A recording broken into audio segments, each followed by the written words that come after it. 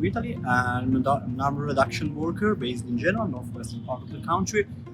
Basically, we do harm reduction outreach with a street unit, and so all the kind of stuff you can think of when it comes to outreach harm reduction. So like syringe exchange, all the paraphernalia related to drug use, giving informations and doing outreach both in streets and in party settings, both legal and illegal, doesn't matter.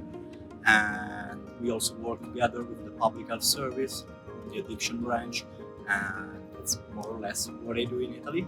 I've decided to come to the summer tour because when you're like a frontline worker, more on the field, you always have many practical things to do. You always have to hit the ground running, and I think that's important sometimes to have the time to stop and concentrate more on the theoretical part, meet people. Like in this edition of the European Drug Summer School, we had many students, like PhDs, researchers, and things like that. And it has been really interesting to be to connect and work with people in research work.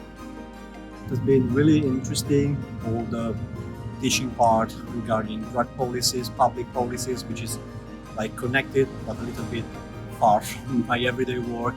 And so I will come back to Italy with a lot more knowledge regarding all this part, and I think that's also part of my work as an outreach worker. That's really a good way of implementing your knowledge, and it doesn't matter if you're a researcher, a PhD, a frontline worker, or everything else. It's really a good occasion for networking. We are 50 students from all over the world, and I've met many different contexts, so cultural, but specifically regarding the drug field. And so yeah, I would totally